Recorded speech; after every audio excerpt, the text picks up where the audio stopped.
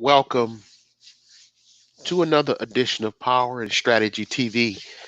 I am your gracious host, Tony Maceo. It is approximately 8:39 a.m. on this cold Wednesday morning in Ohio. And before I begin, I want to give a shout out to the Fat Mac. There's a video that he put up of me interviewing uh, Crybaby Nish over there in Patreon. It was one I did 10 years ago, so you guys go over there and check that out. So, what's good, Joe? What's good, baby? So, what I'm going to do this morning is I'm going to go right on in. I'm not going to waste too much time on any preliminaries or prefatory remarks. So, I'm checking out this podcast yesterday by fellow YouTuber Nicole Michelle, and she did an analysis and a breakdown of the character Ghost from the hit TV show Power.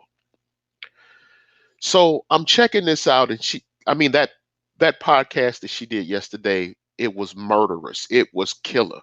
I mean, she touched on a lot of different themes yesterday, but the one that did it for me was the one where she spoke about uh, the hood chick. She spoke about Tasha and Ghost's relationship. And but then she took it even further. She took it outside of the context because she was explaining more so about the themes more than the characters, which I really appreciated. And she went ahead and broke down the fact that Tasha was a hood chick. And I can especially remember that there was a scene or there was a storyline in Power where Tasha actually hooks up with the straight guy, Terry Silver. Terry Silver was the prototypical square, the good guy, the attorney.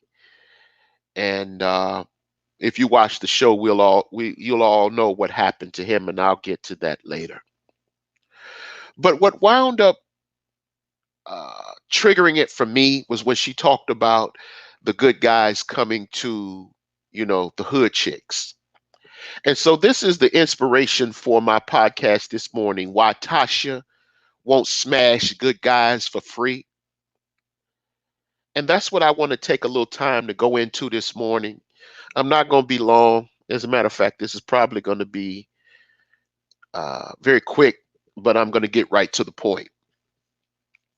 You hear a lot of dudes saying, they're good guys, and they are good guys. They probably are good guys, but you notice that the conversation on YouTube has been about, you know, they use the name or they use the title Black Women at Large, but we all know who they're talking about, don't we? We know they're talking about Tasha and Keisha from Power. That's who they're talking about. This conversation is about the hood chicks. So I want to explain to them what happens. I want to explain to the good guys what happens, what they're thinking when you step to them. Because I have more than enough experience of dealing with these women that I can tell you how they look at you. Because I was that good guy who stepped to these women. So, first of all, I said it before and I'm going to say it again. And I'm going to preface this morning's podcast with the fact that some niggas have turned the hood into a fetish.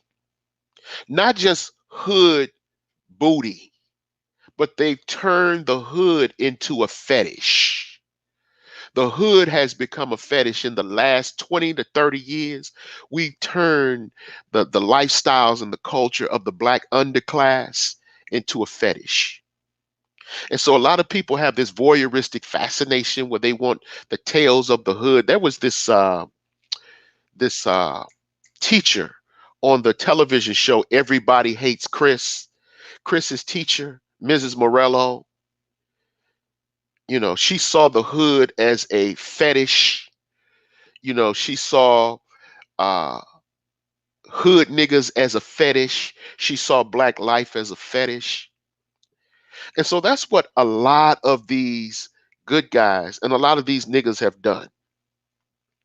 They've turned the hood into a fetish. And you may say, well, how is that possible? Because they were raised in the hood. No, they usually leave the hood. The guys that are so called quote unquote good guys, and I'm talking to the straight arrows, they're fascinated with the danger, just like the women are fascinated with the danger of a ghost. They're fascinated with the danger of a hood rat. They're fascinated with the promiscuity and the hypersexuality. My man, View from the Man Cave is in here. Good morning, brother. Good morning. Good morning, Janelle Santos, True Sugar, and all the people in my chat. Good morning. But they have turned the hood into a fetish. They've turned hood culture into a fetish. They've turned hood lifestyles into a fetish. And so, what they're doing now, because they came up or they grew up in that same neighborhood as a Keisha or Tasha, that's who they're naturally attracted to. But Keisha and Tasha's lifestyle is not their lifestyle, but they're intrigued by it. So what they're doing is they're pursuing these Keishas and they're pursuing these Tashas and they're pursuing these females for, and it's not for relationships. It's not for relationships.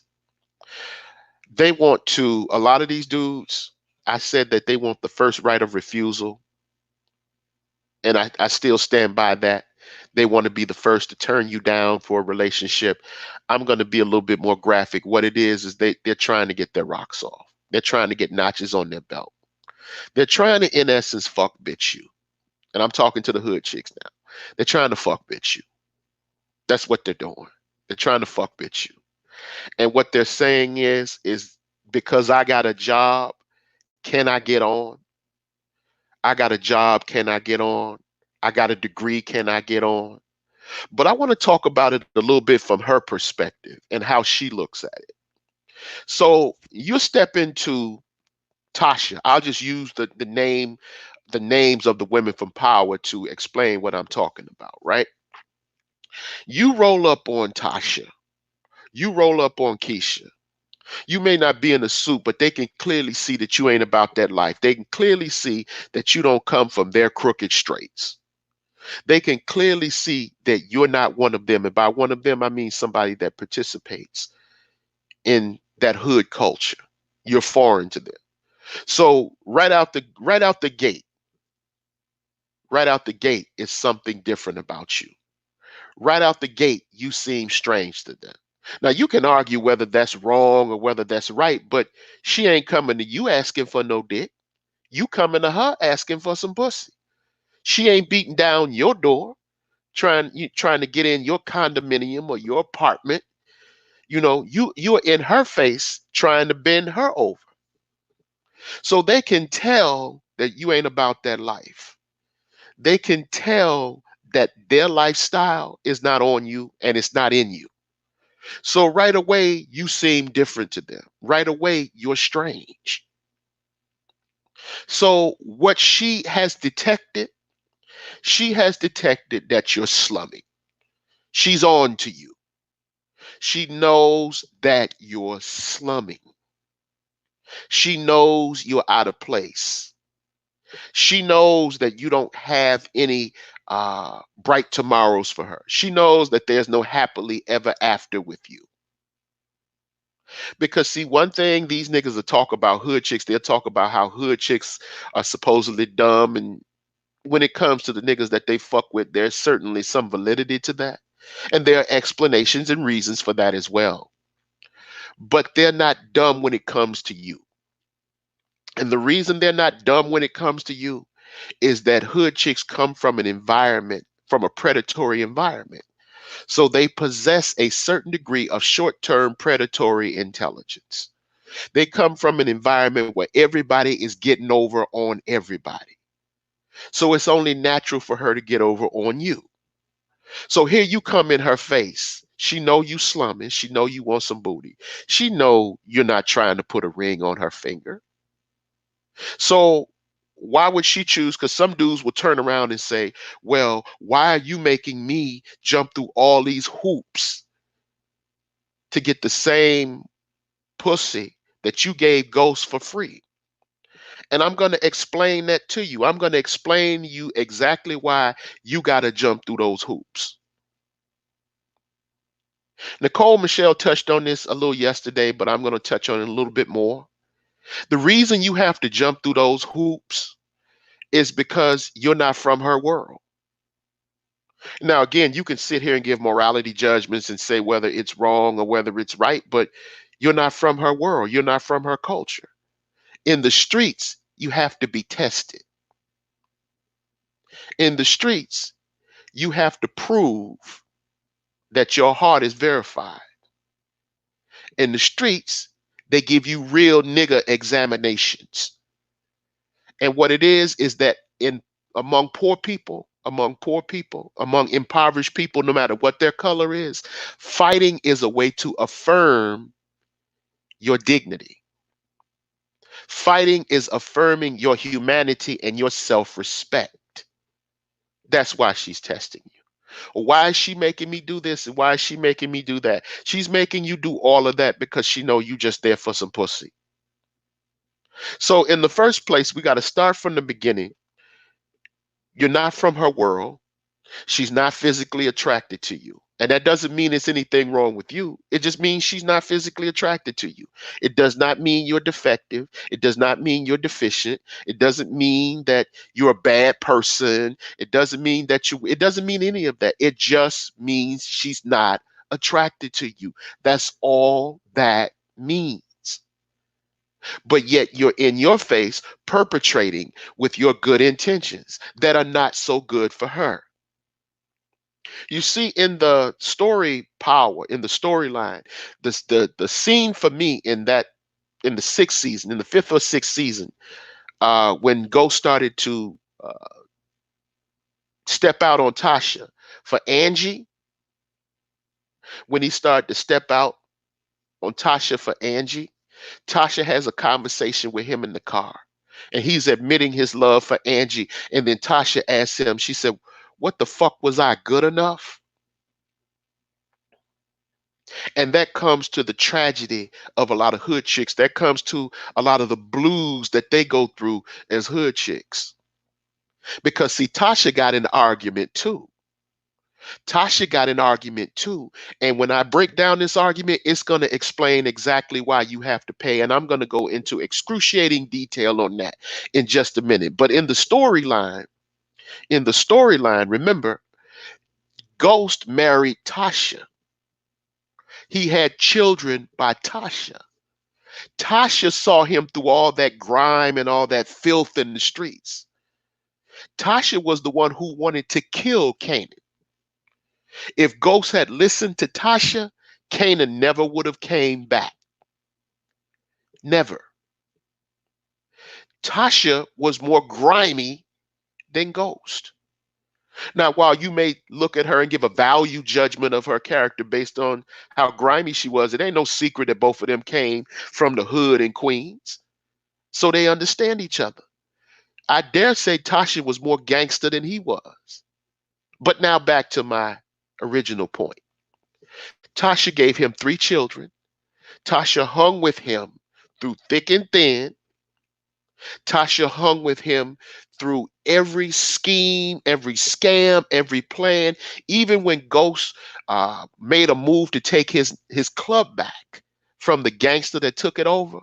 When the female tried to make a move, it was Tasha there with the pistol and said, "Don't try it, bitch." See, Tasha is a rider. But here is the problem with being a rider.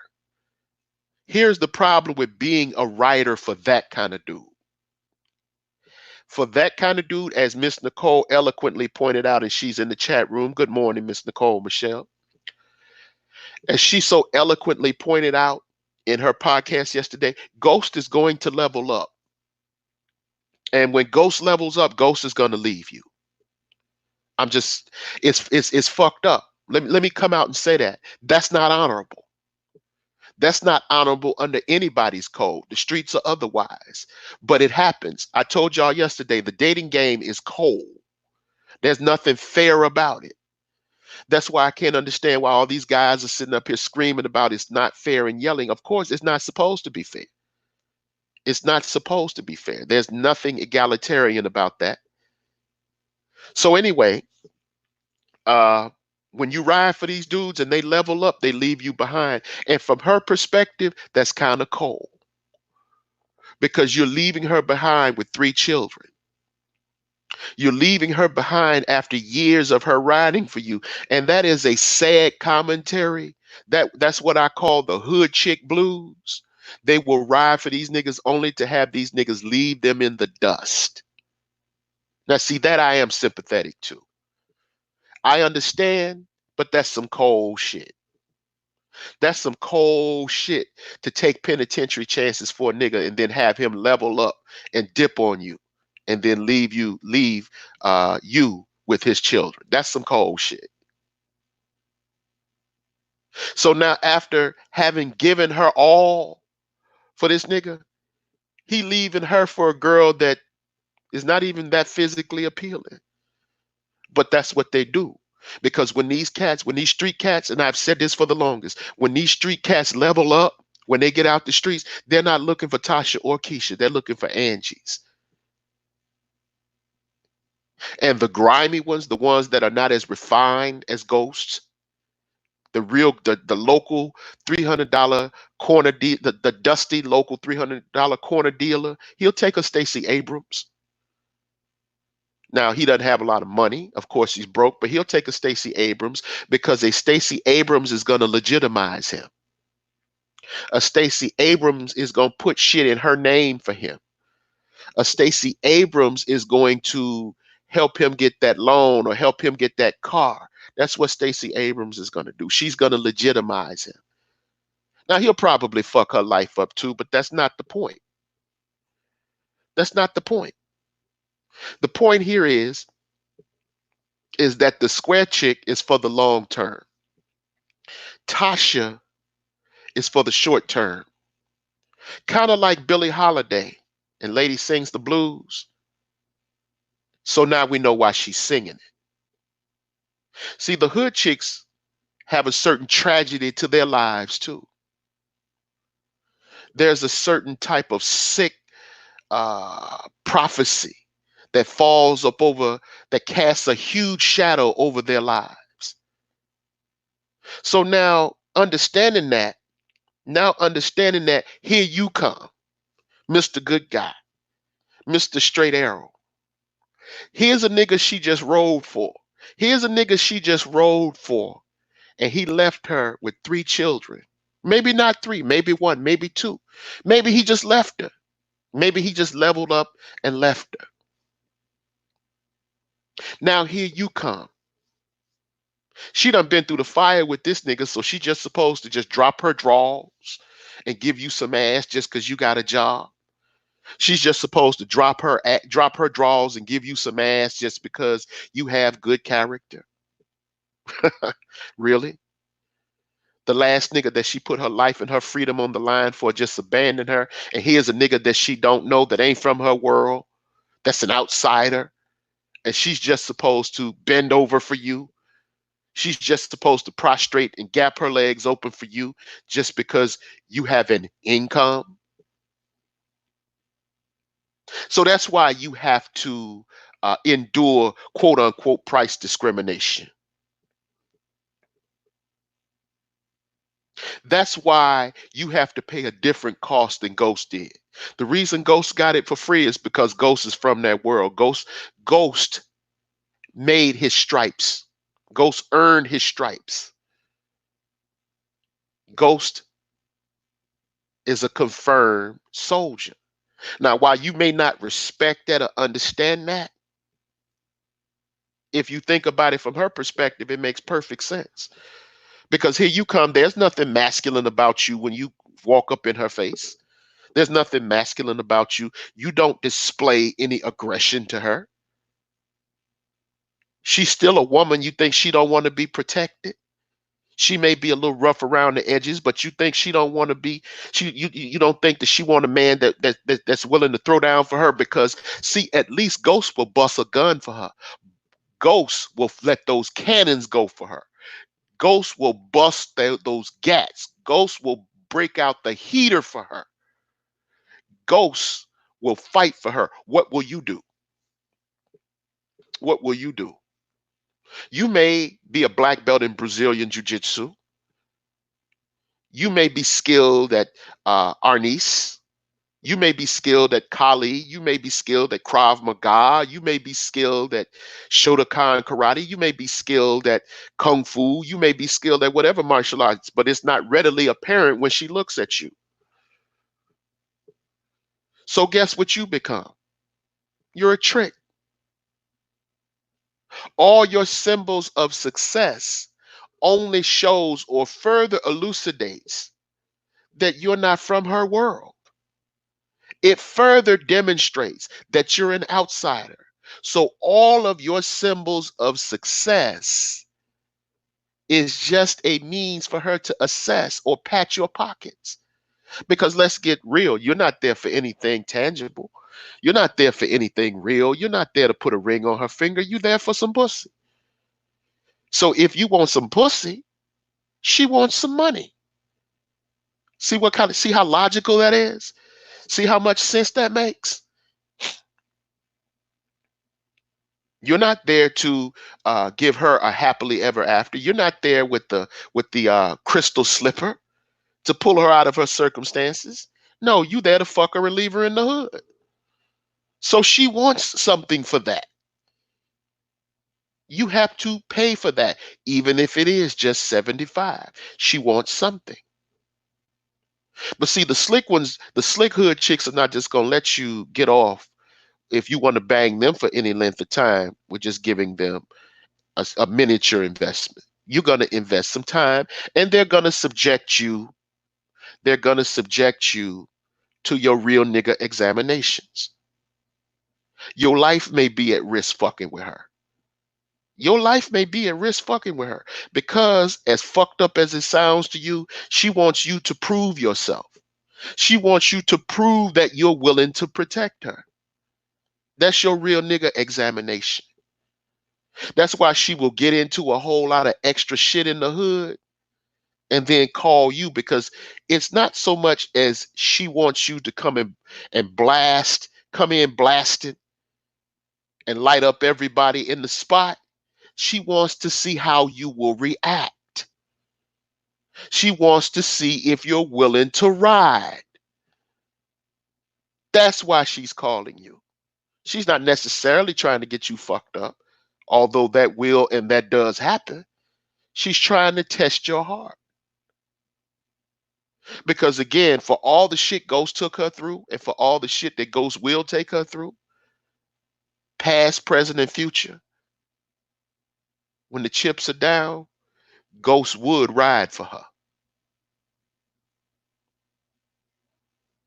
Now, if you recall, in that storyline, in a storyline where Tasha started dating Terry Silver, who was Ghost's attorney, Tasha tries to seduce Terry Silver to alibi her and her son. See, this is the hood chick pulling you off into her world. She's pulling you off into her world because she wants to see whether or not your heart is verified. She want to see, do you have any gangster about you? Now, I'm not saying it's a good idea to take real nigga examinations, but this is what you risk when you are chasing hood booty. See, hood booty come with all of this. When I told y'all that women cost, hood booty cost. There's a lot of shit in back of that. There's a whole lot of shit in back of that. There's a whole lot of shit that comes with that most of these niggas ain't ready for. And that's why Tasha won't smash you for free. Tasha won't smash you for free because in her mind, you haven't shown yourself worthy to smash her for free. Yeah, and I know why you look down on her and you think that, she's something to spit up on. That's exactly why she gonna tell you no. That's exactly why she gonna cuss you out when you come in her face. Hey, baby. That's exactly why she gonna dish you when you try to holler. That's exactly why she gonna swerve you when you step up and try to put your bid up. That's exactly why she mean mugging you. That's exactly why she hit you with the ice grill. That's exactly why she get true grit on your ass. That's exactly the reason why her attitude is nasty.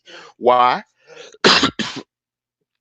Because you another nigga in her face trying to get in her drawers, and then you have the nerve not to want to invest anything meaningful in her, and then you have the audacity, you have the unmitigated gall to want to get up in her drawers for free. That's why you have to pay a different price from Ghost. That's why you have to go in your pocket and pay for her. That's why.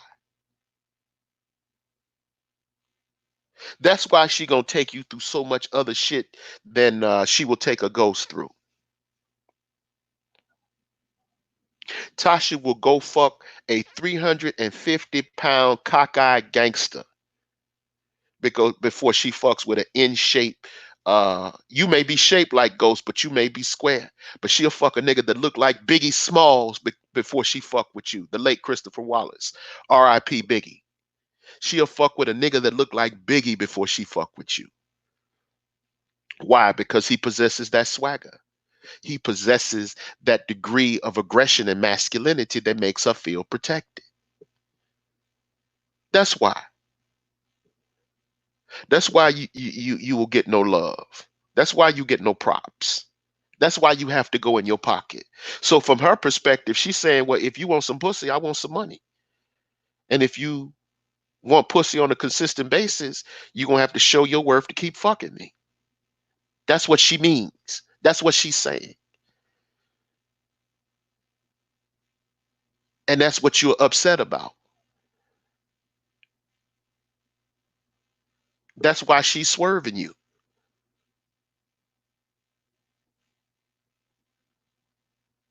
It's the same as when a girl you don't know come, sashay up in your face and try to finesse you out of money. The same way you feel when some random broad run up on you and ask you for a favor that's beyond what you know she merits or deserves. It's the same thing. It's the same thing. The same way you get mad at a bitch trying to score a free dinner off of you. It's the same way she get mad when a nigga trying to score some free pussy off of her. It's the same difference. And although you want to distinguish it because you're supposed to be quote unquote a good guy, to her, you just another nigga that wants some pussy with a degree. You got a little money. But let's be real. You gonna put her in that house with the white picket fence?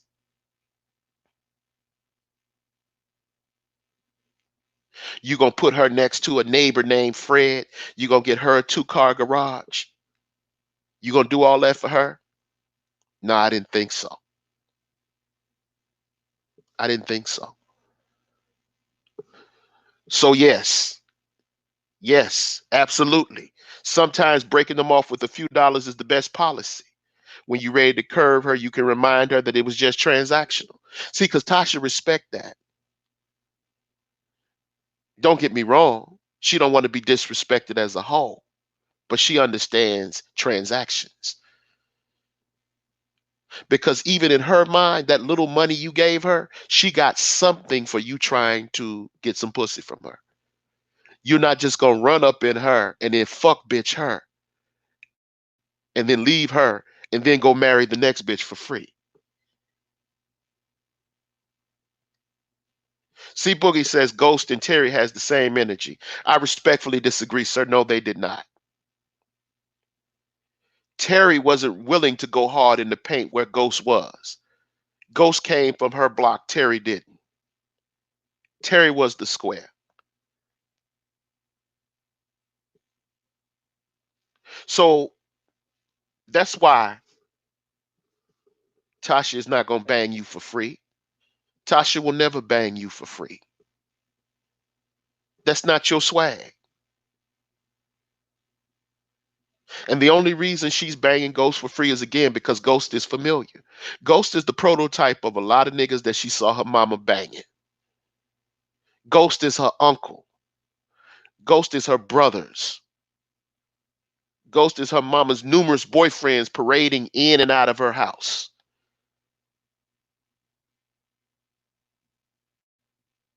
That's why.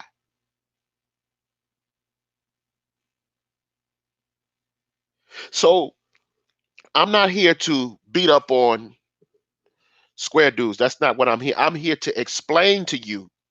I'm here to explain to you why these hood chicks that y'all lusting after will not bang you for free. Why these hood chicks that y'all lusting after will not just let you in their draws just because you got a decent income and you don't have a criminal record. That's why. I'm explaining to you why they give you your real nigga examinations. That's why.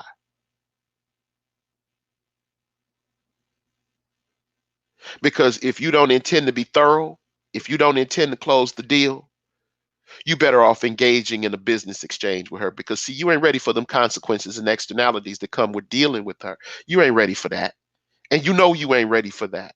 You ain't ready to take the risk. Because see, a chick like Tasha, you can't just say, baby, call the police. When you dealing with a broad like Tasha, no, you don't call the police. You handle it. And if you don't have that kind of heart, and if you don't have if you don't have those kind of balls, you swerve, you pass on by. That's what come with that hood booty. That's what come with that hood chick. That comes with all of that. And you may look at him and you may look at the nigga she banging and say, you know, how big of a sucker he is. You may call him a simp, and he may be all that shit you saying, but he's familiar. You're not. You're not familiar. And the saddest thing in the world, the saddest thing in the world that I see niggas do is when they know that they're sheltered and they try to act or pretend as though they're street and they don't truly understand hood or street culture. They don't understand it at all. And they want to flex and pretend. Again, the game has to be in you, not on you. And while you may see that as backward, reprobate, while you may see that as atavistic, while you may see that as lowbrow, low IQ, animalistic, bestial, and the like, to them it makes perfect sense. To them it makes perfect sense. I'm not saying I agree with it, but I understand it. And I understand where they're coming from. I understand what they on. So you can sit here and say, what you want to say. You can sit here and talk about, you know, their circumstances. You can sit here and talk about how fucked up she is. You can sit here and say, well, it's something wrong with her. And it is something wrong with her. It is.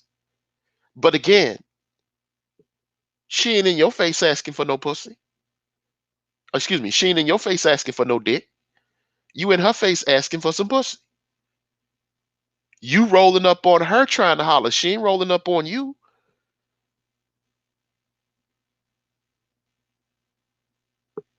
So why would she lend herself to being your fuck bitch just to have you abandon her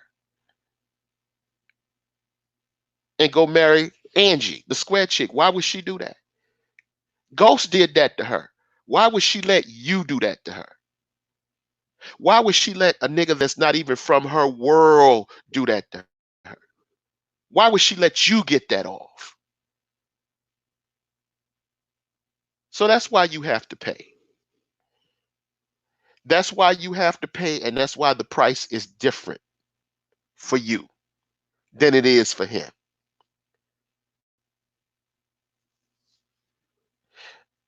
Got one here said could care less about a hood hoe. One of these SYSBM niggas. Now I'd be willing to bet you, if you shake his tree, it's a hood bitch that's gonna fall out of it. See, this is another thing I don't like. A lot of these dudes get in their feelings because they don't measure up to these women.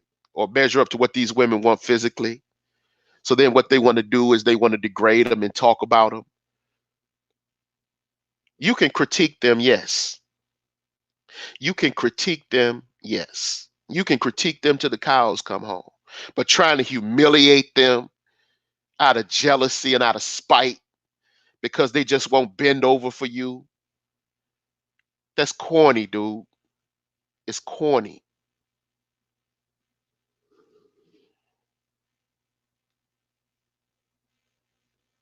Where was this at? Oh, okay. My man Doug said, Tony, what about Sean? He banged Keisha and Tasha for free. Well, he was caught again. He was in that world. He was Canaan's son. Sean was Canaan's son. He's juiced in. Look at who his daddy is.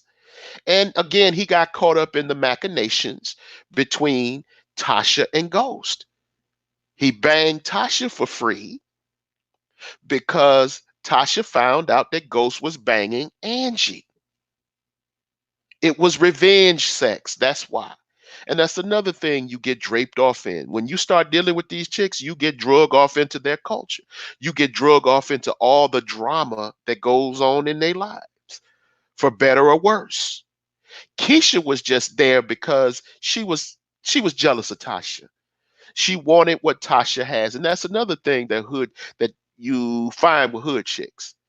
That's something you find amongst black people in particular. There is a great degree of jealousy and enmity and envy among us as a people. And it's especially pronounced amongst black women for some reason, especially hood chicks. They do that shit. They're envious of one another. So Keisha would have been, although her body was more shapely, Keisha was the ugly chick that's been looked over and stepped over. That's who she was. Compared to Tasha, Tasha had the life that Keisha wanted. So Keisha took special joy in smashing Tasha's leftovers. Hood chicks do that kind of shit. She wanted Tasha's life, so she wanted to smash the niggas that Tasha smashed. That's why he was able to smash for free. It's just the hood machinations that go on every day in that culture, in street culture. That's all it is. Goku Sun said, "Is it possible to bang hood chicks as a square if you have a street edge and some street smarts?" It's possible because hood chicks want to go straight too. That's another thing nobody talks about. Hood chicks don't want to stay in a life of failure and poverty, but their programming. See, when you deal with hood chicks have to be deprogrammed and reprogrammed. And that requires a lot of emotional and psychological investment. And a lot of dudes are not up for that. That again, that's what those real nigga tests are about. Those real nigga tests are to see what kind of investment that you're gonna put in her. That's what that's all about. That's why they do that to you. They want to see what you're made of.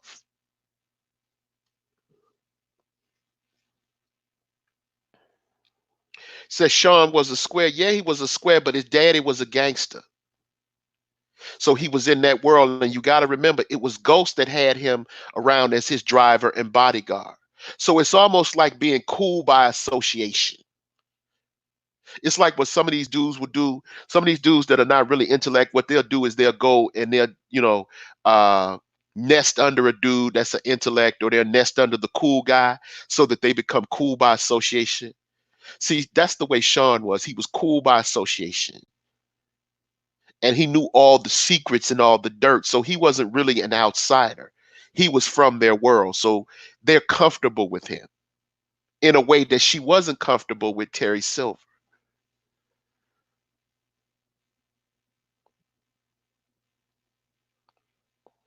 So what? Sean wasn't thorough. He was just a driver. He was from their world though. He was a driver, but he was Kanan's son. You niggas keep forgetting that. His daddy was a gangster. He was juiced in because of who his dad was. Their lifestyle wasn't foreign to him. He understood them and they understood him, even though he didn't have the heart of a street nigga, even though he wasn't built, even though he didn't have the heart of a lion, he understood all the fuckery that went on in their lifestyle. So he wasn't an outsider. So he was always going to be able to score some booty somewhere.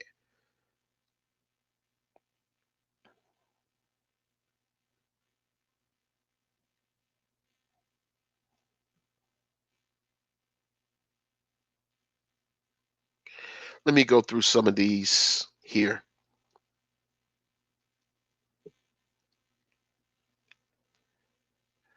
All right. And okay, we're going through.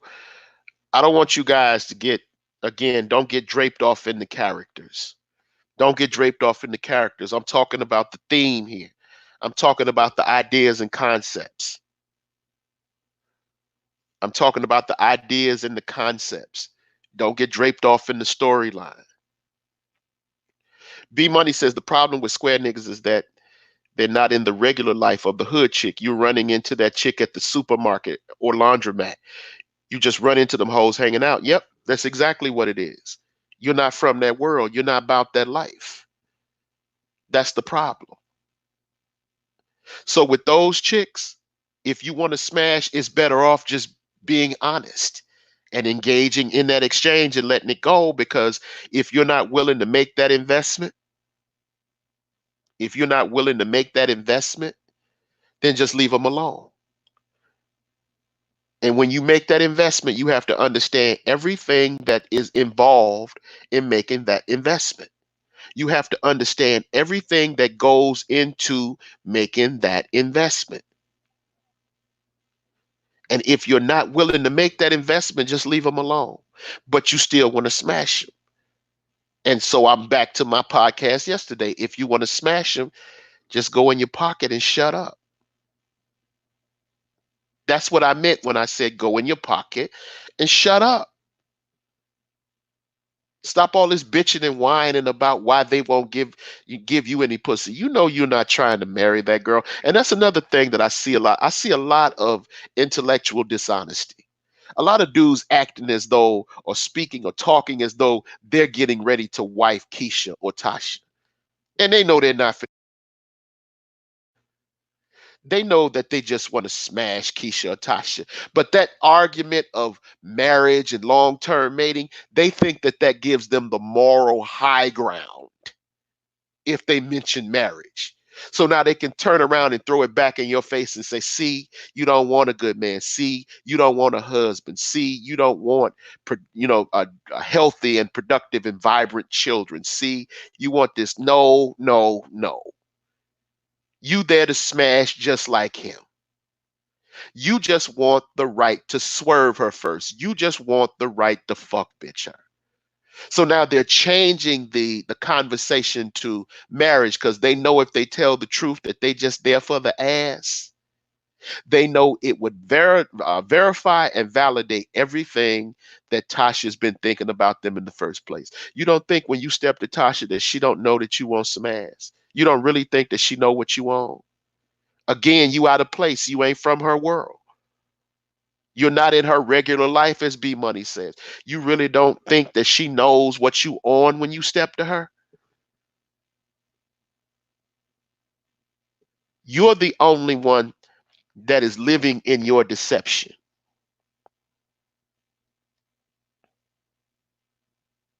Oh, you got jokes. See, Bookie got jokes. He said, but they will marry an Asian bitch from a massage parlor. Yeah, they will. And I said that too. The dudes that usually marry hoes are ones that don't have very much experience with them. The dudes that marry hoes are dudes that get caught up because they want some pussy and they have tender dick. These dudes are tender dicked and they get pussy whipped real easy and they get caught in a relationship that they can't get out of. And then the next thing you know, they married these women, and now it just started off on some shit where they just wanted to smash.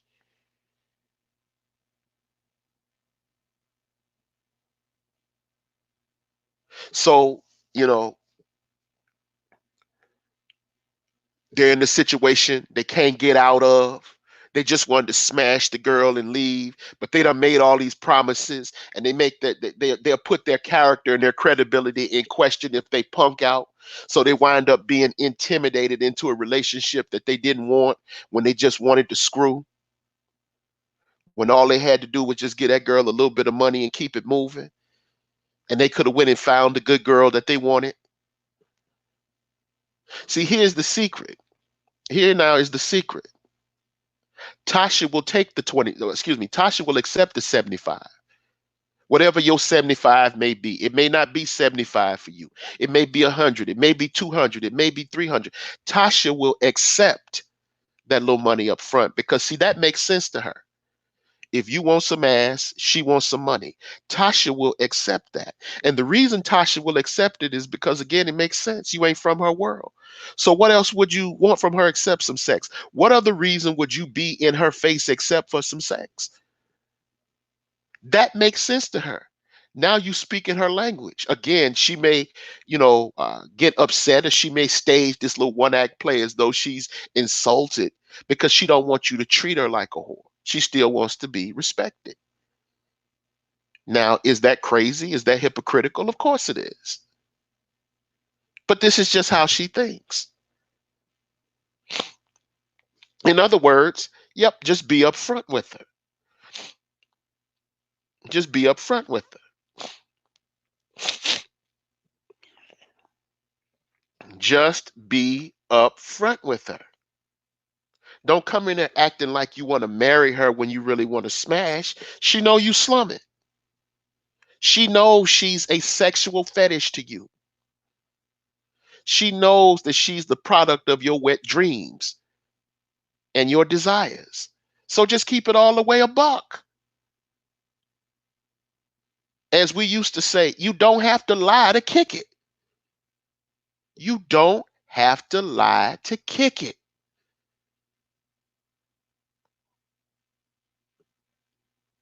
So, although you may be of good character, you may have good character, that's fine.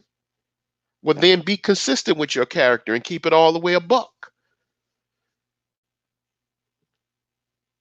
And that's why Tasha won't smash you for free. I'm sorry, you're not going to be able to smash for free because you're not from her world. Now, you can give all type of morality judgments. You can give all types of condemnations about her world. But again, you're not coming to her. She coming to you.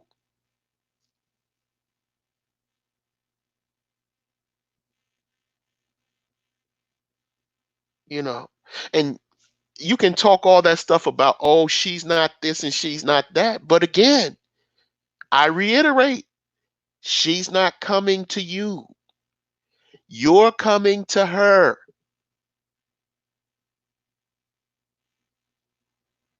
You're coming to her. She's not bothering you.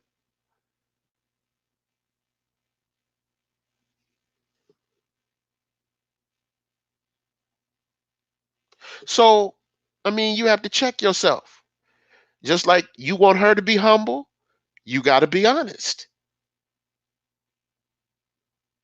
No one is going to let you debase and humiliate them just because you have a good credit score.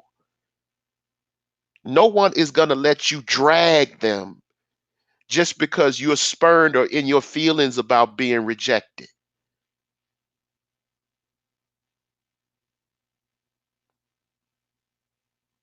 You don't get to gratify your ego or emotionally masturbate on her or ejaculate on her sense of dignity and self-respect just to feel better about yourself, just because she won't let you bang her for free.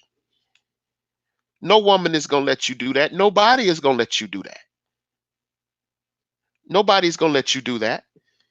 You want to debase them, demean them, and ridicule them just because they won't let you jump up in them for free. And you're an outsider and a stranger to them and their culture. And you have the nerve to be in her face begging for some pussy. You're slumming, and then you expect her to conform to your expectations of whoredom. The nerve of these niggas. The nerve of these niggas.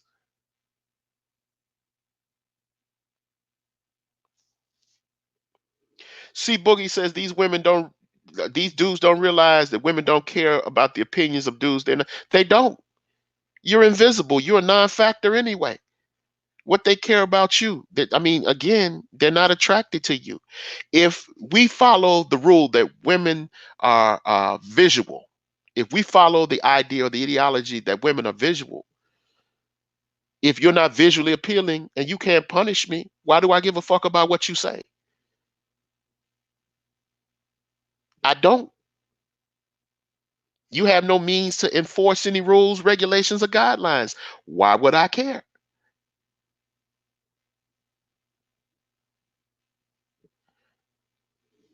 Dapper Dan says, I'm a hit Tasha and Angie for free. Been doing so since the 90s. When a female attracted, she attracted. Both worlds, dudes ain't tripping. Yes, they are tripping. Yes, they are tripping. Yes, they are tripping because they're constantly screaming and complaining. And I'm just trying to explain to them why they can't smash for free. Maybe you can, and I don't know who you are with this white boy avatar you have up here, just like you don't know who I am. But again, uh, that's not true, sir.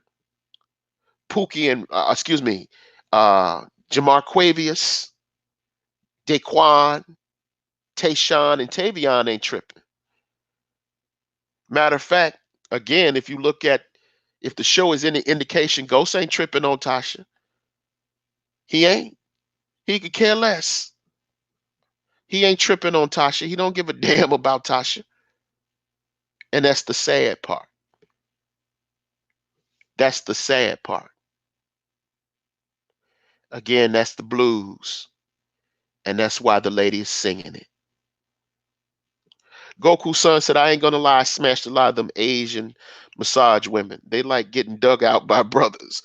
I do so freak. What do you say? I do so freaky shit like pulling their hair. I do some freaky shit like pulling their hair and other things I can't say. That's right. Don't come on my shit and get arrested. Don't come on my shit and get me indicted. Let's see. Let me go through some of this. Okay. A man should never lower themselves to get with the hood chick. Maintain your dignity, set your parameters, and understand your lane. Absolutely. Absolutely. Absolutely. Absolutely. So, again,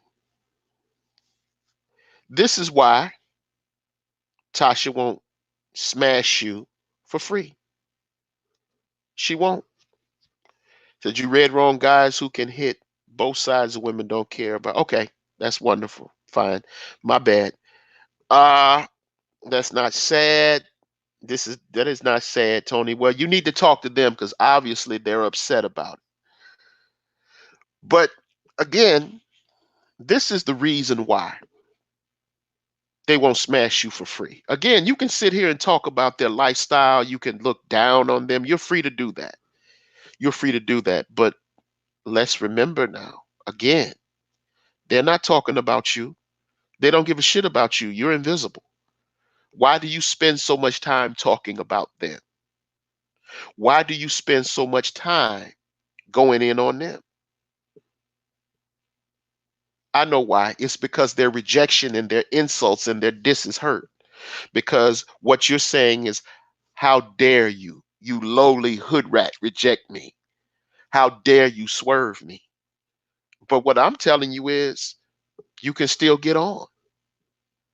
You can still get on for a price.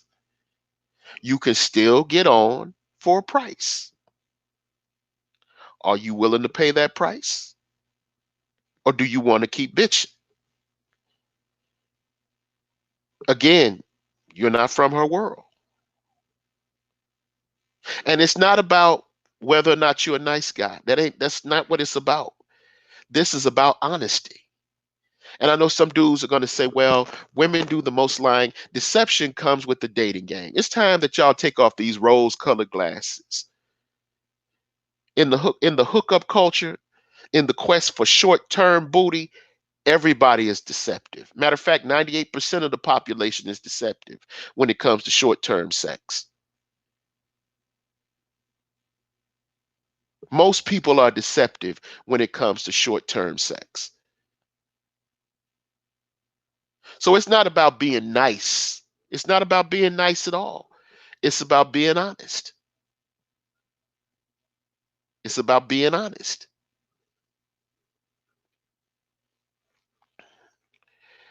Beta male provider here says, Tony, I'm a hedge fund accountant. I was talking to this hood chick and she told me she likes me and told me, I'm from the ghetto. I saw that as her looking out for the God. I kept moving. No, what that means is, and here's another thing I'm going to tell you, when you dudes go and hook up with these women, when you dudes go, when you white collar dudes, or you more successful brothers, or you affluent brothers go and hook up with these women, what you do a lot of times is you exacerbate their insecurities. You need to know that too, because they look at you and they see the mirror of their own failures. They look in the mirror at their own failures, and that doesn't make people feel very comfortable. So what they're doing is they're constantly trying to compensate for how you, and it's not anything that you're doing or that you may not be doing on purpose. But when you do that, what you're doing is you're holding up a mirror to their life, and you make them feel uncomfortable, quiet as it's kept. Because what you're doing is you're reminding them of their past mistakes. Your very presence a lot of times is an indictment of a lot of shit that they did wrong. And so there's a lot of resentment to your presence that may not necessarily have to do with you, but it may have to do with the fact that you remind her of everything that she's not. And a lot of times, if they're trying to get away from that lifestyle and they're trying to get away from that failure, that's why you'll see a lot of hoes that when they go straight, they become like Aunt Esther. Oh glory, oh glory. They going to church 5 and 6 times a day. They're trying to escape that taint of the streets. They're trying to purge that taint of the hood off of them. They're trying to purge that lifestyle of criminality, of ratchetry, and decadence. They're trying to bathe in salvation, and they're trying to bathe away all the consequences of their prior life and all the mistakes that they learned from their prior life. They're trying to bathe that shit off of them. And so they become like damn near nuns. They become nuns because they don't want anything to remind them of that past life.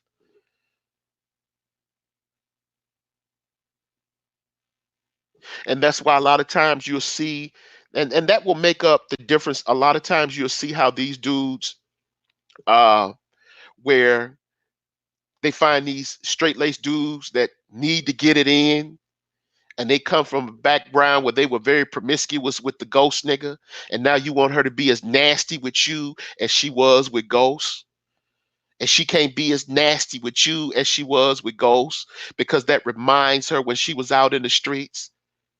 So she shuts down sexually to you. She closes down sexually because if you're trying to smut her out, that reminds her when she was out in the streets. So you're wondering why she was sucking all this dick when she was out there with Ghost and Tommy and Kanan. But then when she get with you, she don't want to give you no head. When she get with you, she want to ration out sex. When she gets with you, she's very conservative because she doesn't want to go back to feeling like a hoe. She don't want to go back to that past life of dread, that past life of failure, that past life of poverty, that past life where she didn't feel so good about herself, where she had self-esteem issues. That's why she won't open up to you sexually.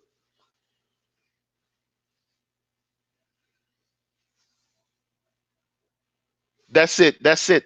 View from the man cave. He says she wants to be comfortable. A hood chick is not comfortable in a room full of people. And yes, I will admit that that is abnormal. It is abnormal, but that's her reality. because those people, again, are a mirror of her shortcomings in life. They are an indictment of her very presence, of her very person. And all of this affects how she deals with men sexually. She know you think of her as a hoe. She know you think of her as a thought. She understands how you see her. But if you only see her as a hoe, then you're going to treat her like a hoe. And there's no retirement for hoes. So she might as well cash out with you right up front. You're not going to wife her. You see her as a hoe. So if you see her as a hoe, she want to turn a trick.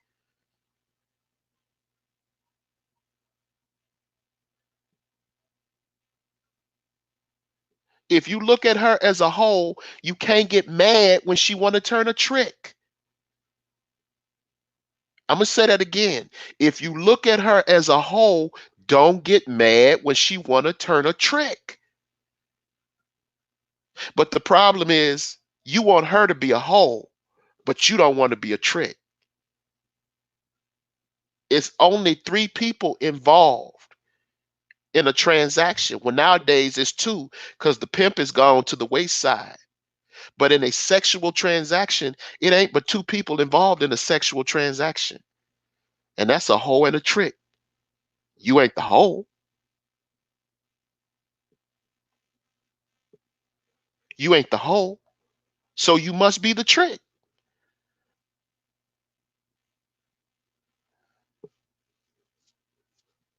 That's why when you deal with them, that's why when you deal with hood chicks, you can't be judgmental. You can counsel them. You can tell them a lot of times, because a lot of times, quiet as it's kept, they do want, even though they may not accept it, it may not always work. They do want to be corrected, but they want to be corrected by a nigga that understand them. They don't want to be corrected by a nigga from outside of their world because they already feel bad laying up with you anyway. They already feel like they're turning a trick laying up with you anyway. So why do they want you condemning them? Why would they want that? That's why this insistence. That's why this constant uh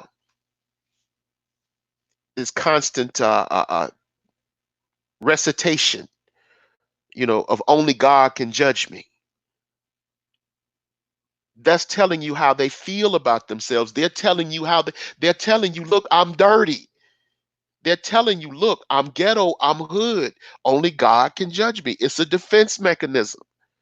That's why they're constantly saying that.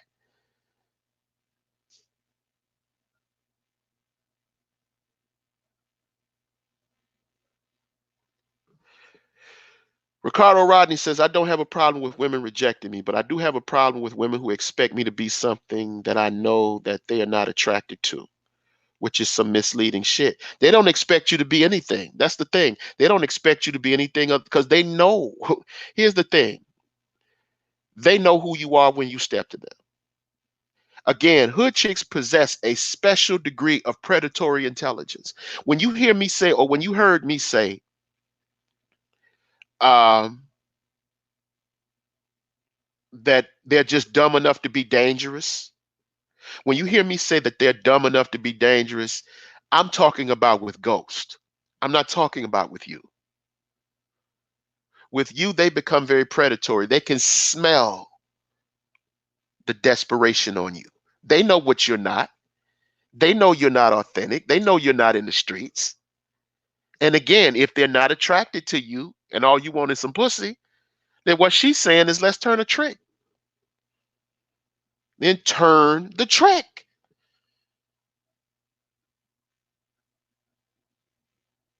But understand that if you deal with her, it's a whole lot of shit that's going to come with that. She's going to test you. You're going to get to look, any woman you deal with is going to test you. Any woman you deal with is going to test you to see if you're thorough, to see if your heart is bona fide and verified. Any woman you deal with is going to shit test you. Hood chicks, especially so, because they want to see if your heart is verified. If your heart is not verified, then leave them alone. If you don't have anything tangible to offer them, if you don't have anything permanent to offer them, this is a temporary situation. So let me get this temporary money and keep it moving.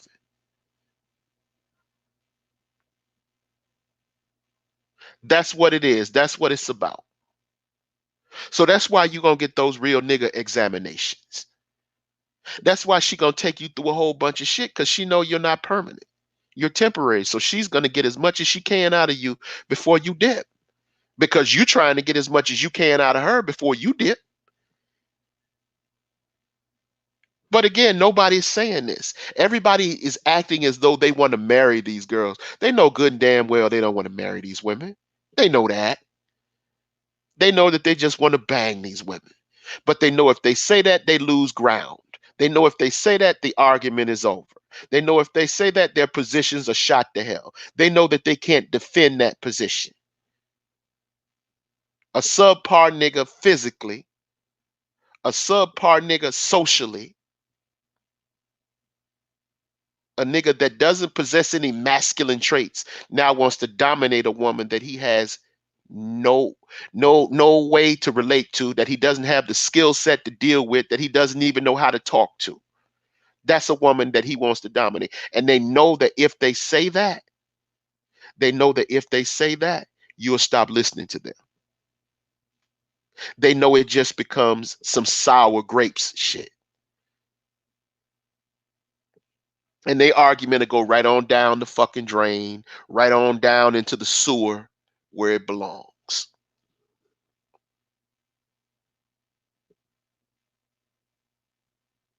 That's why I said if you want it, just shut up and pay for it. You ain't got to lie to kick it. Just shut up and pay for it. But trying to run down your resume, she already knows your resume. She already knows where you come from. She already knows what side of the track you skipped over from. She already knows where you came from. She already knows you ain't from her world. She already knows you got a little bit of money. So all that extra shit you doing is not even necessary. It's not even called for.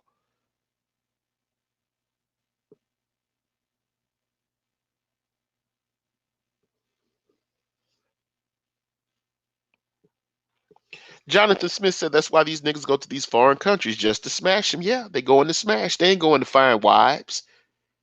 Some of them do. Let me not say that because they'll say, well, that's not true. Tony, that's not true. Some of us will go over there and find wives. Yes, some of them do go find their wives. But most of them niggas are going over there and smash.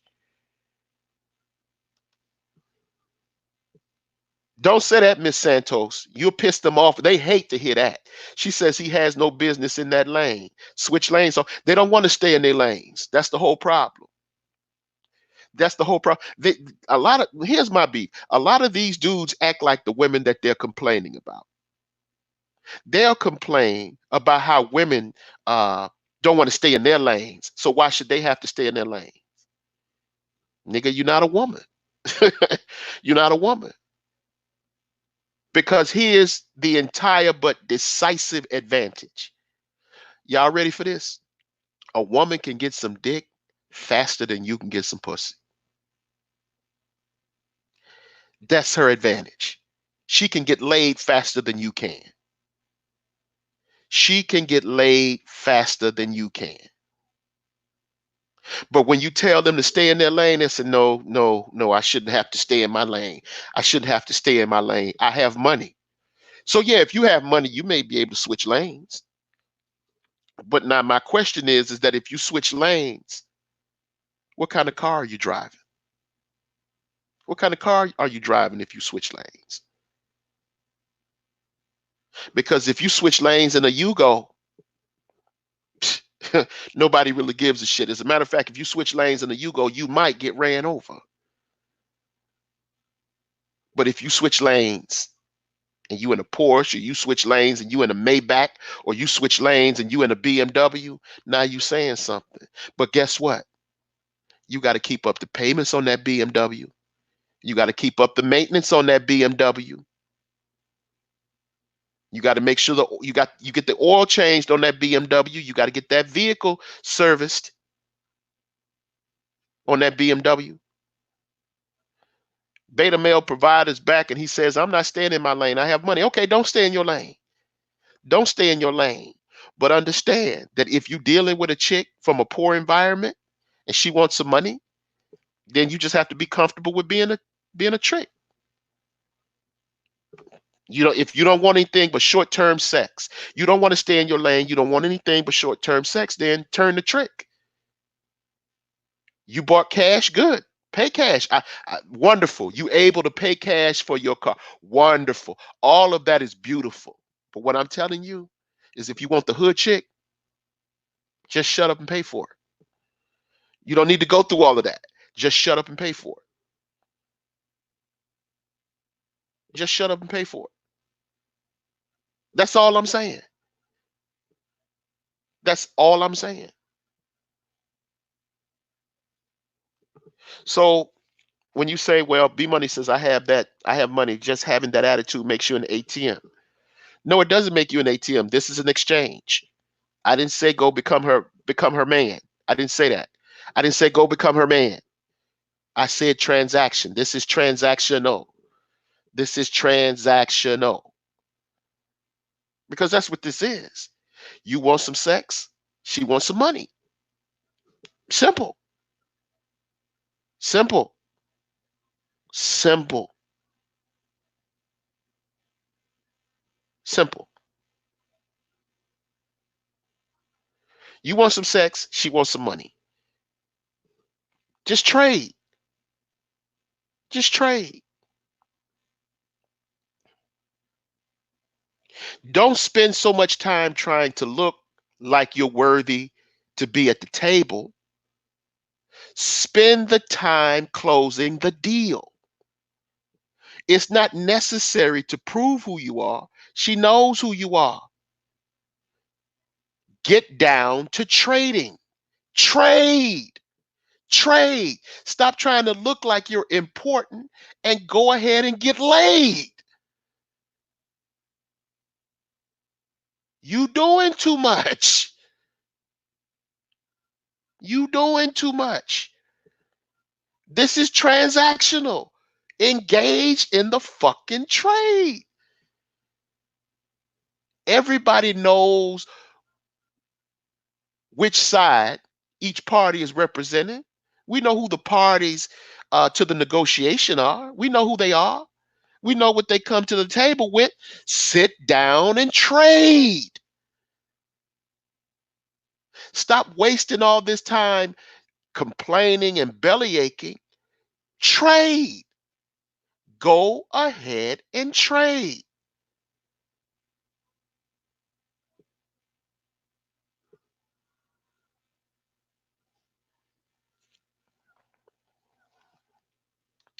Nicole Michelle says they're broke and dusty. That's why they're calling chicks dusty now, is if we're going to stop calling them broke dusties.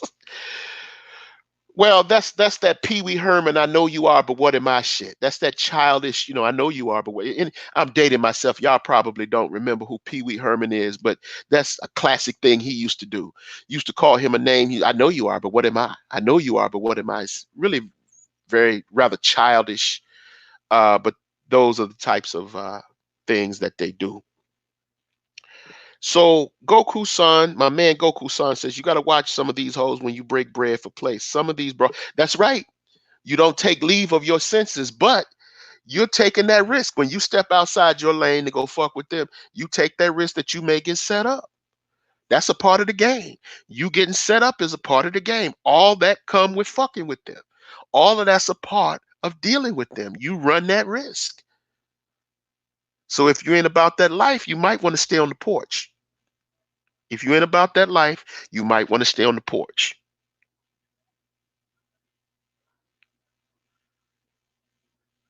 So again, as I get ready to conclude, this is why Tasha won't smash you for free. This is why Keisha won't smash you for free. This is why you have to jump through hoops. And although you think that you have some type of moral high ground because you're successful, you came to the bargaining table asking for her. She didn't come asking for you. So some people will say, well, all right, well, she's complaining. She's complaining. They're screaming and they're complaining. Yes, they are screaming and complaining. Yeah, they are. They certainly are. But realistically, everybody knows what that is. Everybody understands why they're screaming. And are they necessarily fair? No, because they're lying too. When they talk about there are no good men out here, what they mean is that there are no good men that they want to fuck. That's what they mean. There's a shortage of ghosts with a Terry Silver disposition. They want Terry Silver morals in a ghost body. They want ghosts to act like Terry Silver. Ghosts will never act like Terry Silver. That's not who he is. Ghost is not going to go to law school. That's not going to happen. Ghost is not going to submit himself to that kind of discipline. That's not going to happen.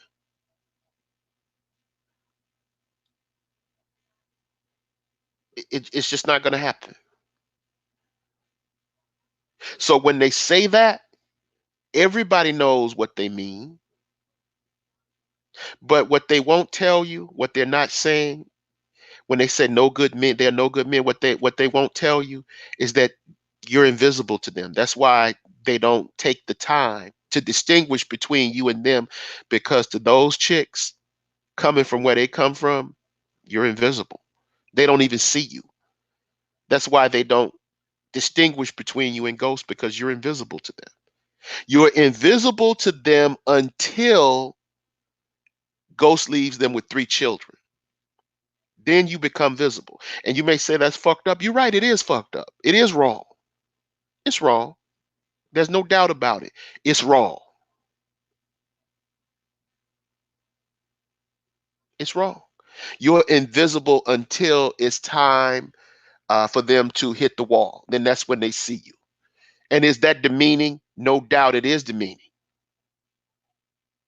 It is demeaning. Is that shit disrespectful and grimy? Yes, disrespectful and grimy. No doubt it's grimy.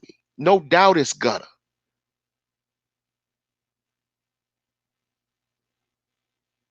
But that's how they roll. That's how they roll. She a hood chick. She a hood chick.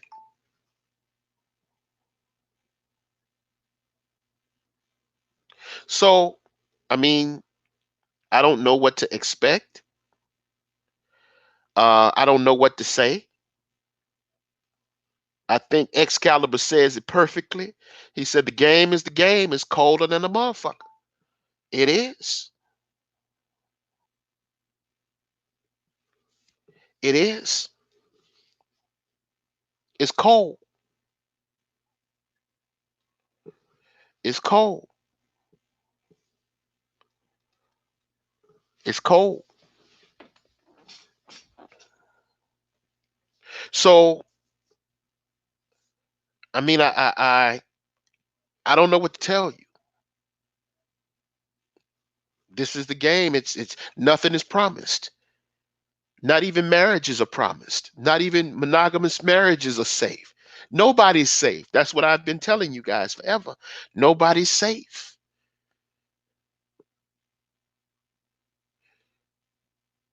Nobody.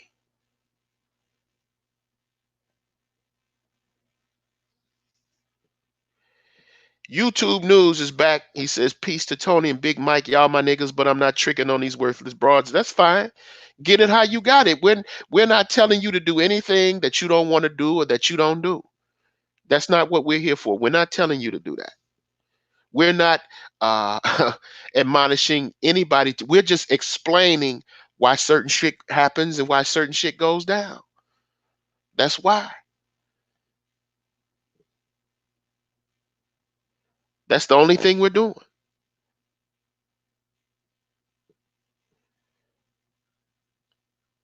you know. So again, you're right. Beta male providers said it's not wrong. They have a right to their preference. Yep, they have a right to their preferences. Just like you have a right to your preference, they have a right to their preference.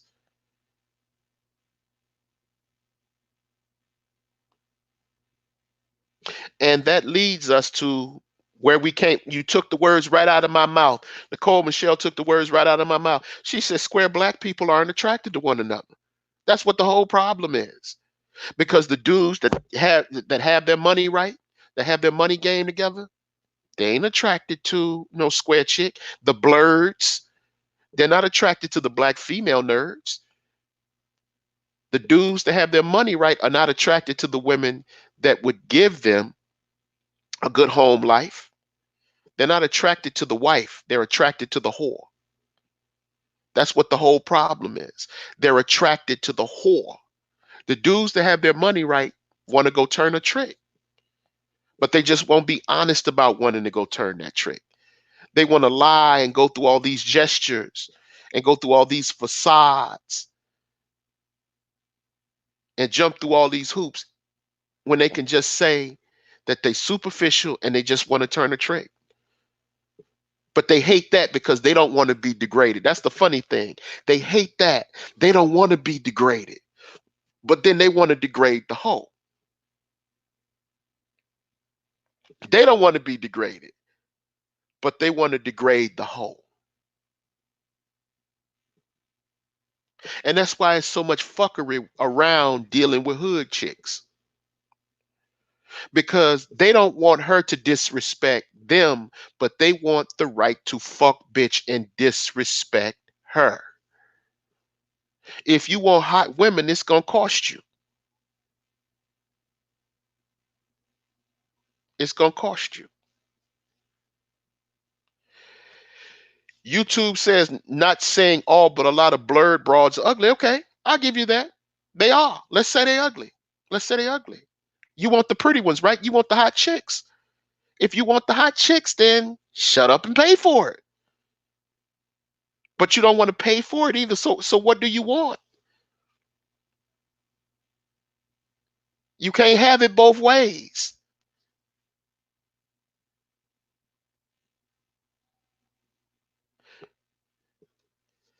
That's right, my man. He said it's a power struggle, no desire to complement one another. That's what it is. Billy Joel. I don't know if anybody remember. Again, I'm showing my age. A lot of people don't remember there was a singer by the name of Billy Joel. He had this song called "A Matter of Trust," and there was a lyric in that song that went like this. He said, "Some love is just the light of the soul, a constant battle for the ultimate stage of control." And that's what this is. It's a battle back and forth to see who's going to win, who's going to control. So if you're dealing with these kind of chicks, they're going to run game. It's what they do. This is how they roll. It's a battle. It's a battle for power in the relationship. So who's going to give ground first? Who's going to give ground first? This is the ugliness that nobody wants to talk about. This is why there's so much deception. This is why there's so much dishonesty because it's a competition. One person is trying to upstage or one up the other one to get what they want while giving the least.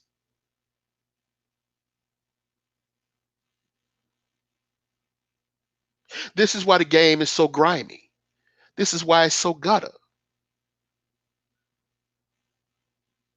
And some people can't withstand that. Some people can't take that. They're too thin skinned to deal with that. My response to you is that the streets ain't made for everybody. That's why they made sidewalks. So if this ain't for you, then get your ass on the sidewalk and get out of the way. If you can't handle the consequences that come with dealing with these women, get your ass on the sidewalk and get out of the way. The streets ain't for everybody. That's why they made sidewalks. Get your ass out the way.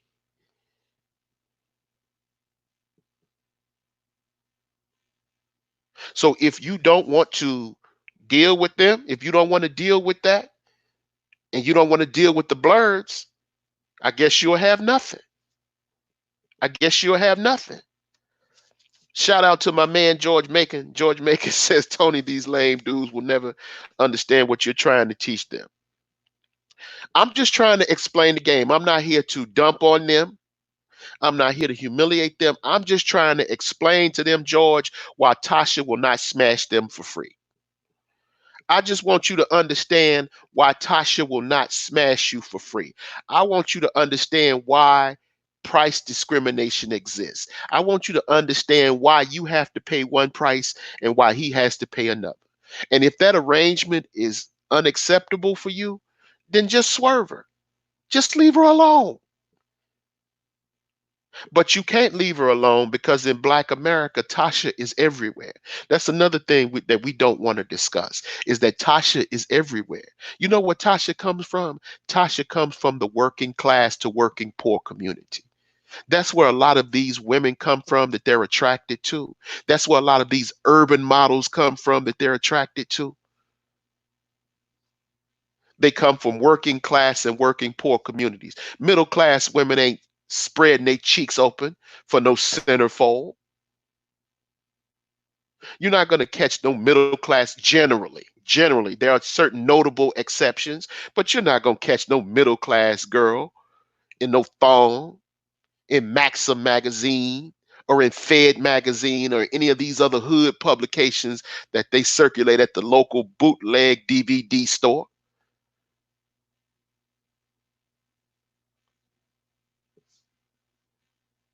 Tasha is everywhere. That's the problem. That's what they don't want to talk about either. Tasha is everywhere. So they can't get away from Tasha. So at some level, they have to deal with Tasha if they want short term sex.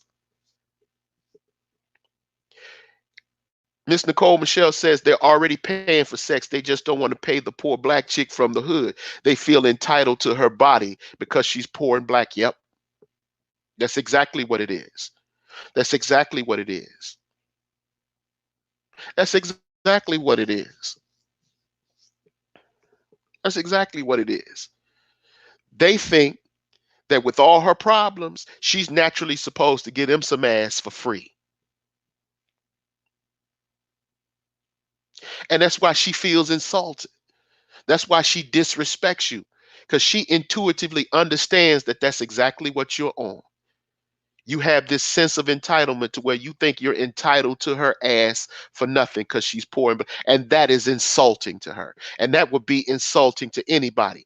That's just as insulting as when you think that she's entitled to your money just because you're square, just because you're a good guy. That's the same way that you get upset and you get righteously indignant when you think that she's entitled to you saving her after she's fucked up, after she's hit the wall, or after she has a few children out of wedlock by ghosts. That's just as disrespectful. You know how you feel when you think that she wants you to come in and clean up the community? Well, that's how she feels when you're in her face thinking that she owe you some pussy just because she poor and black and you got a little money. That's just how she feels. She feels the same way.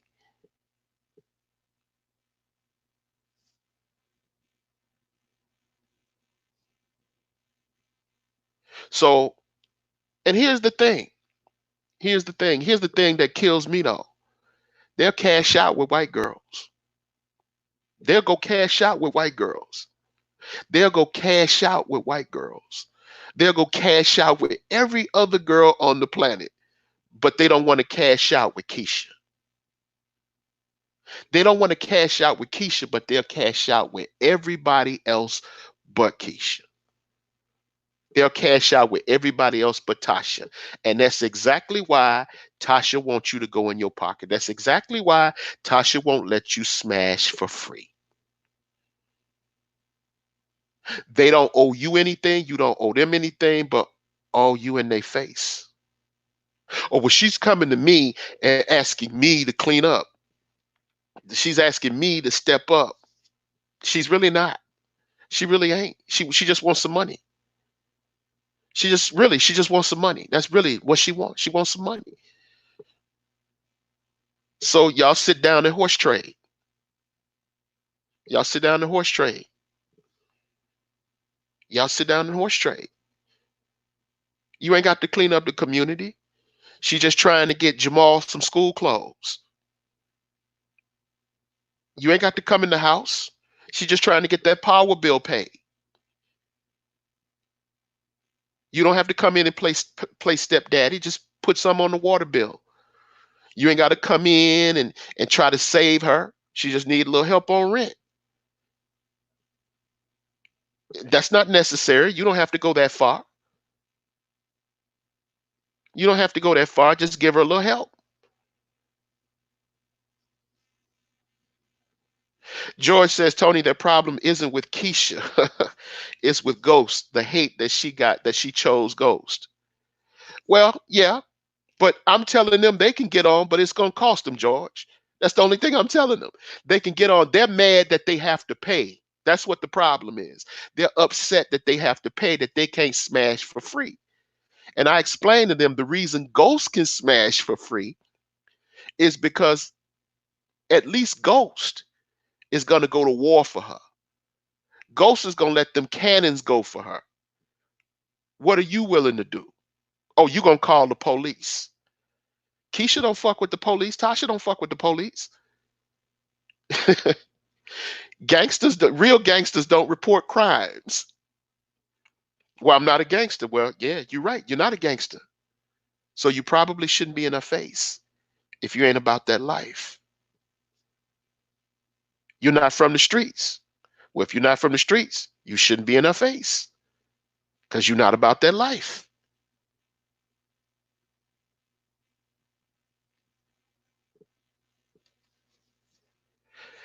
These squares are treating hood chicks like the slave master did. Yeah, sneak into the slave quarters to get. Yeah, that's an excellent point. You're replicating the conduct of white men because that's what white men do. That's what Bill Maher did to Superhead.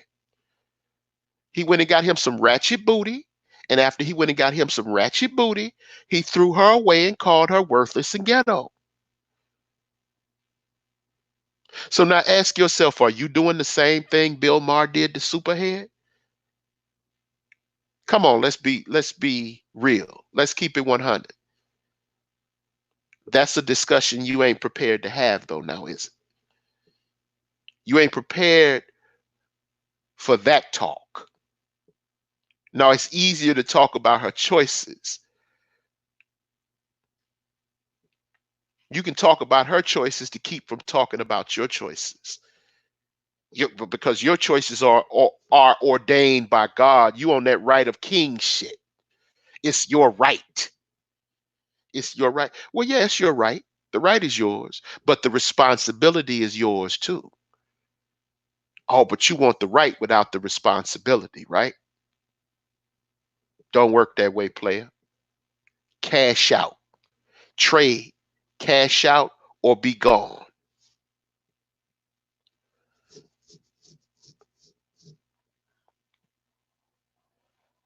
Yep, I agree, Donnell.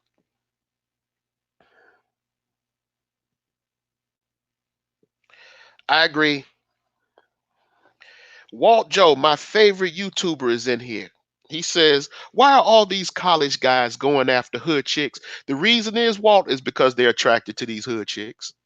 The reason is because they grew up in the same neighborhood with these hood chicks. The reason that that is the case is because a large degree of black men that become successful, they don't come from the middle class, they come from the working class. And in the black community, there's a thin line between the working class and the working poor. They're all practically jammed up on one block. Even though their conduct is different, they're all in the same proximity to each other. That's why. He says, where in any neighborhood, in any black neighborhood, it ain't just people on Section 8 there. There are people that are working regular jobs in some of those neighborhoods. That's why.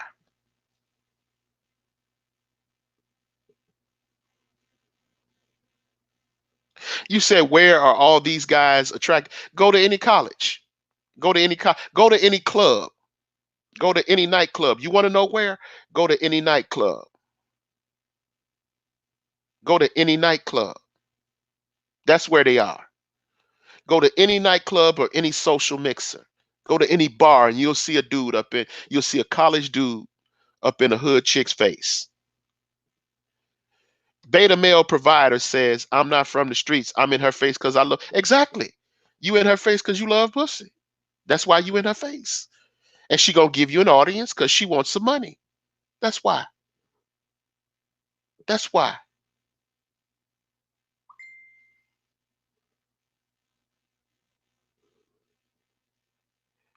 So this man here is at least being honest enough to confess.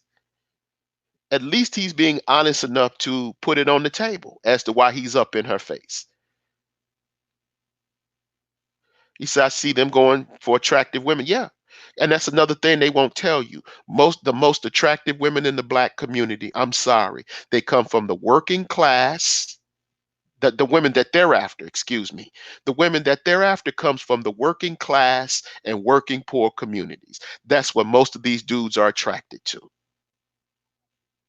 That's what most dudes are attracted to. Walt said at ODU, I do not see that. I see college guys getting swerved and mass friend zoned by his college part. Okay, you're talking about ODU. Uh, take a trip into the neighborhood, Walt. Take a trip into the neighborhood. Take a trip. If I recall correctly, you were on one of my podcasts.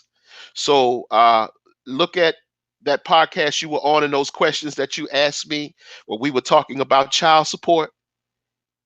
Ask yourself that question again and then look at yourself and then you'll answer your own question. I'm not trying to dish you, I'm not trying to dump on you, but look at your situation and then you'll find out the answer to that question. The reason is because the old social contracts. For the record, the social contract has nothing to do with pussy. I know somebody else has told y'all that, but the social contract had to do with the relationship between the state and the individual. There was a term that they used to explain why men should have this divine right to women's bodies, why men should quote unquote have their own personal pussy and so forth and so on. But during this era of the social contract, there was also an accompanying culture or a burgeoning culture of homosexuality. So it cannot be assumed that they meant a woman's body. They could have also meant another man's ass because there was a rampant degree of homosexuality in Europe during the period of the Enlightenment.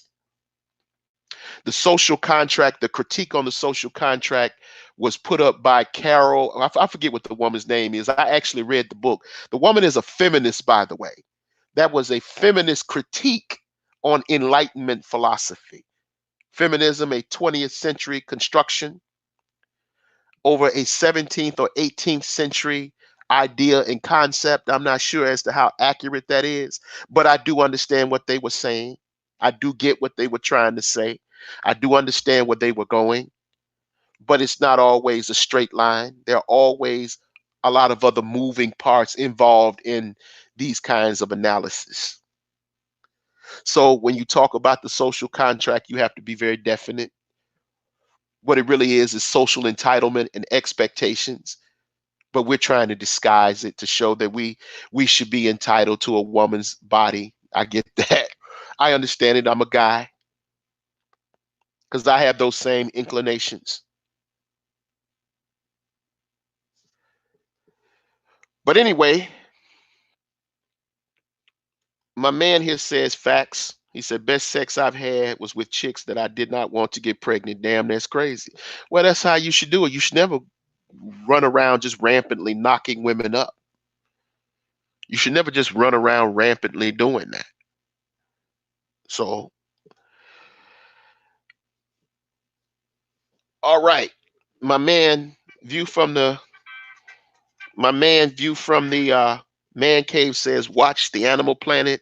The male animal who stands out the most gets the right to mate and lead. Square dudes don't show hood women that they can stand out and lead the way she wants to see it. Bravo, bravo, bravo, bravo. All right. It's an hour and 40 minutes, ladies and gentlemen. I'm getting ready to get out of here. I have to get ready to get on the road. Uh, I'm stepping out for the holidays, but I got the inspiration to do this little podcast because I was inspired by uh, the podcast that Miss Nicole Michelle did yesterday, and it made me think. It was very thought provoking, and it made me think. And I just wanted to get up here and give these little ruminations and give my take on the whole dilemma. So, with that being said, I'm getting ready to get out of here. I hope y'all have a happy holiday season. Don't eat too much, turkey and ham and collard greens and cornbread. Be good to yourself. Be good to each other. And until next time, in the words of Don Cornelius, I wish y'all love, peace, and soul.